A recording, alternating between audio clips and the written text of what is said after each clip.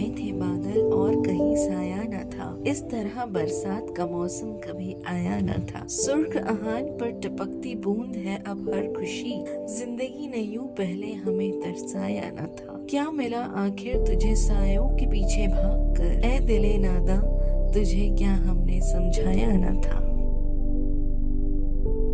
सदाबहार हरियाली, पहाड़ियों पर उतरते बादल, इमारतों की भरमार से अछूता मेघमलई। पश्चिमी घाट की विस्मयकारी वरुषणत पर्वत श्रृंखला का यह हिस्सा बादलों से ढके रहने के कारण इस जगह का नाम मेघमलई पड़ा। वनस्पतियों और जीवों से समृद्ध यह पर्वत श्रृंखला समुद्र तल से 1650 मीटर ऊपर है। मेघमलई केरल की बॉर्डर को छूता हुआ तमिलनाडु के थेनी जिले का एक हिस्सा है। यहाँ से निकटतम प्रमुख शहरें हैं मदुरई 130 किलोमीटर और कोच्चि 209 किलोमीटर। इन शहरों में एयरपोर्ट और रेलवे स्टेशन दोनों की सुविधाएं हैं। मेघमलई आने के लिए यहाँ से ट्रैवलर कार या एसयूवी बुक की जा सकती है। यह एक रिमोट एरिया है जो वन विभाग और चाय वाणिज्यिक उद्देश्य के अंतर्गत आता है। यहाँ उपलब्ध एकमात्र सार्वजनिक परिवहन है स्थानीय बस। थेनी से मेघमलई तक का मार्ग अद्भुत सुरमय हरियाली से भरपूर है। शहरी जीवन के शोर शराबे से दूर गगन को चूमती पर्वतों की ओर बढ़ना एक ताजगी भरा एहसास दिलाती है। जैसे जैसे पहाड़ी की ओर बढ़ते हैं, ठंडी हवा और बदलते मौसम को महसूस किया जा सकता है।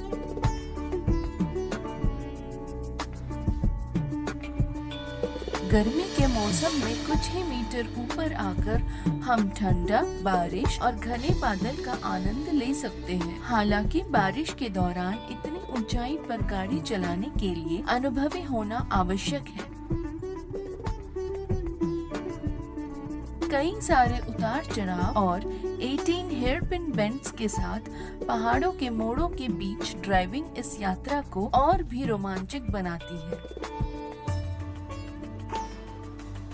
इस क्षेत्र में बड़े पैमाने पर सदाबहार जंगलों के अछूते अवशेष शामिल हैं। इसीलिए पहाड़ी की चोटी पर जाने के रास्ते वन विभाग के चेक पोस्ट में वाहनों की गहन जांच की जाती है। यहाँ विजिटर्स को वैलिड आइडेंटिटी कार्ड दिखाकर अपना एंट्री रजिस्टर करना अनिवार्य है। बुकिंग के बाद आप जितना ऊंचाई की ओर बढ़ेंगे, आपके मोबाइल का सिग्नल उतना ही कम होता जाएगा। यहाँ समय समय पर केवल BSNL का ही सिग्नल उपलब्ध है। चढ़ाव के दौरान समझा जा सकता है कि यहाँ ठहरने के लिए केवल गिने चुने स्थान ही उपलब्ध है, जैसे sand river guest house, cloud mountain guest house और पंचायत गेस्ट हाउस। यहाँ अलग से कोई रेस्टोरेंट या मार्केट नहीं है। आपको सीमित वस्तुओं के साथ मुश्किल से 1 या 2 जनरल स्टोर ही मिलेंगे। गेस्ट हाउस में रहने के लिए पहले से ही बुकिंग करना पड़ता है। यहाँ बुकिंग के हिसाब से ही खाने पीने की तैयारी की जाती है। वैसे तो इस खूबसूरत जगह की यात्रा करने के लिए एक ही दिन काफी है, लेकिन अगर आप शहरी जीवन से दूर क्वालिटी टाइम बिताना चाहते हैं तो आपको पूरी तरह से तैयारी करके आना होगा। वरुषणत पर्वत श्रृंखला की लहर जैसी आकृति को देखते हुए ब्रिटिशर्स ने इसका नाम हाई वेवीज रखा। हाई वेवीज व्यू पॉइंट से संपूर्ण पर्वत श्रृंखला का अद्भुत दृश्य दिखाई देता है।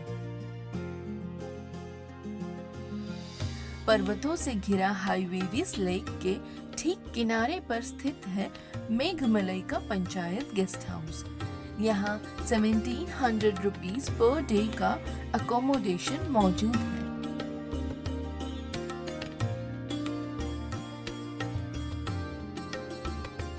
संभवतः 1920 में हाई वेवीज का सबसे पहला जिक्र ब्रिटिश इंपीरियल गजेटियर मैप्स में है।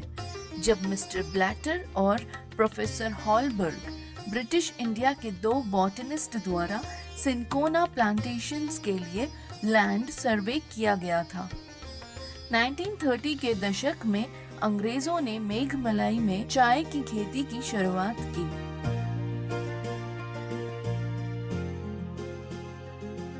सिक्स 6000 एकड़ का चाय बागान आज वुडब्रायर ग्रुप द्वारा सफलतापूर्वक चलाया जाता है। इस विशाल टी प्लांटेशन के एक तरफ पेरियर टाइगर रिजर्व है और दूसरी तरफ प्रस्तावित मेघमलाई वाइल्ड लाइफ सैंक्चुरी है। गाड़ी से उतरकर लगभग 40 मिनट की चढ़ाई के बाद जमीन समाप्त होती हुई नजर आती है। शायद इसी कारण इस जगह का नाम महाराजा मेट्रो व्यू पॉइंट है, अर्थात ह्यूज स्टेप्स।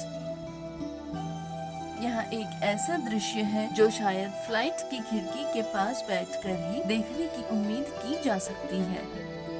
यह एक असाधारण दृश्य है, मानो तैरते हुए बादल नीचे उतर आए हो। यह व्यू पॉइंट खास इसलिए भी है क्योंकि यहाँ से हम देख सकते हैं मेघमलाई का थेनी जिला, इसी पर्वत श्रृंखला का लोअर कैंप, केरला राज्य के कुछ हिस्से जैसे कुमले गांव को जाता हुआ रास्ता, थेक्काडी शहर और सबरीमाला अयप्पन टेम्पल।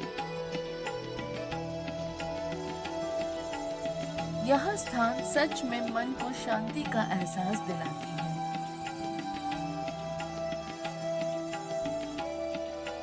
मनोहर टी प्लांटेशन से गुजरते हुए नजर आती है विनयार्ड टी फैक्ट्री।